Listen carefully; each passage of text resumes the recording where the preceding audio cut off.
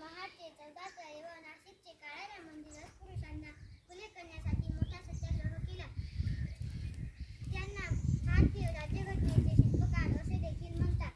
6 डिसेंबर 1956 रोजी त्यांनी जगाचा निरोप घेतला. अशा महान नेत्यास मला कोटी कोटी प्रणाम. जय हिंद, जय महाराष्ट्र, जय हिंद.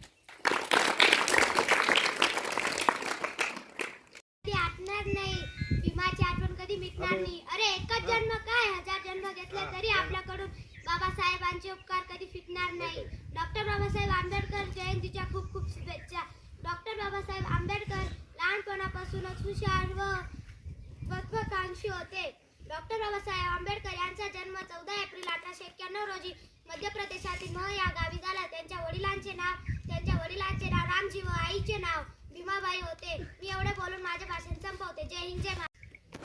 आले किती गेले किती उडून गेले भरारा, आले किती गेले किती उडून गेले भरारा, संपला नाही आणि सपना रे नाही माझ्या भीमाचा दरारा, माझ्या भीमाचा दरारा. नमस्कार, माझे नाव विशा शामायरे. माझ्या शाळेचे नाव जिल्हा परिषद प्राथमिक शाळा नवीरातील. मी आता चौथीत शिकते. मी आज तुम्हाला डॉक्टर बाबासाहेब आंबेडकर यांच्याबद्दल काही 2-3 शब्द सांगते. ते तुम्ही शांत चित्ताने ऐकावे अशी माझी नमूद. डॉक्टर बाबासाहेब आंबेडकर हे भारतीय राज्यघटनेचे शिल्पकार होते. त्यांचे पूर्ण नाव भीमराव रामजी आंबेडकर हे होते. त्यांचा जन्म 14 एप्रिल 1891 रोजी मध्य प्रदेशातील महू या गावी झाला. त्यांचे प्राथमिक शिक्षण घेण्यासाठी त्यांनी खूप कष्ट केले. त्यांनी भारतीयांना शिका व संघटित व्हा व संघर्ष करा हा गुरुमंत्र दिला. एवढे बोलून मी माझे भाषण संपवते. जय Hind. Good morning everyone. I am speaking about Dr. Baba Saheb Ambedkar. Dr. Baba Saheb Ambedkar was great leader of India. He is born on 14 April 1891 at Mohua in Madhya Pradesh. He is known as Baba Saheb. He is called the father of the Constitution of India. Thank you. सर्वांना नमस्कार. माझे नाव जान्हवी आहे. आज आपल्या समोर doctor Babasaheb Ambedkar यांच्याविषयी माझे मनोगत व्यक्त करीत आहे. डॉक्टर बाबासाहेब आंबेडकर हे भारतीय राज्यघटनेचे शिल्पकार आहेत. त्यांचा जन्म 14 एप्रिल 1891 रोजी मध्य प्रदेशातील महू या गावी झाला. त्यांच्या वडिलांचे नाव रामजी व आईचे नाव भीमाबाई असे होते. धन्यवाद.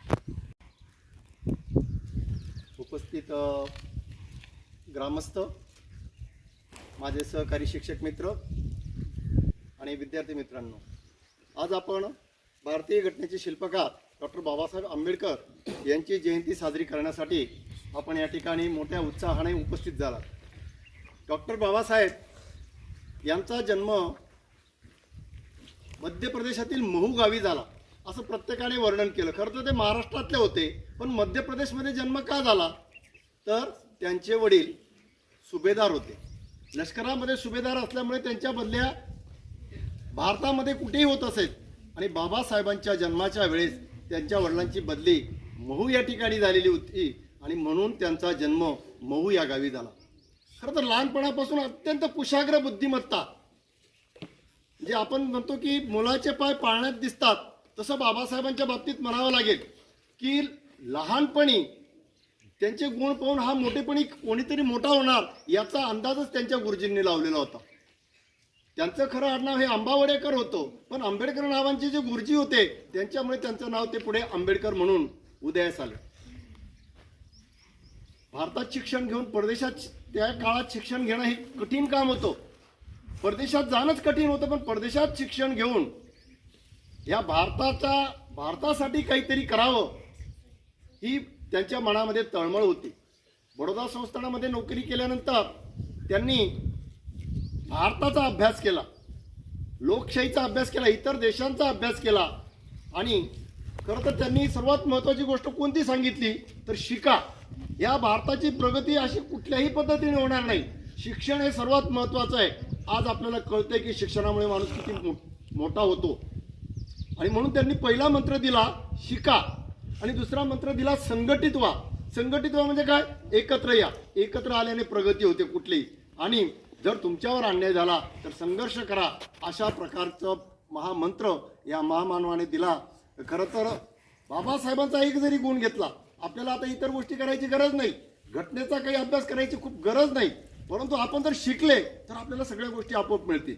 त्यांचा एक जरी मंत्र तुम्ही लक्षात ठेवला की आपल्याला खूप शिकायचं आहे आणि चांगलं शिकायचं, काहीतरी करायचं, हा जर मंत्र तुम्ही अंमलात आणला तर तुमचं जीवन एक सफल होईल असं मला वाटतं. आणि आपण जी आज जयंती साजरी केली त्याचं सुद्धा फळ आपल्याला त्याच्यामध्ये दिसेल. म्हणून सर्वात महत्त्वाचं तुम्ही अगोदर शिक्षणाकडे लक्ष द्या एवढं सांगतो. आणि आज बाबासाहेब आंबेडकरांच्या जयंतीनिमित्त सर्वांना शाळेच्या तर्फे शुभेच्छा देतो आणि थांबतो.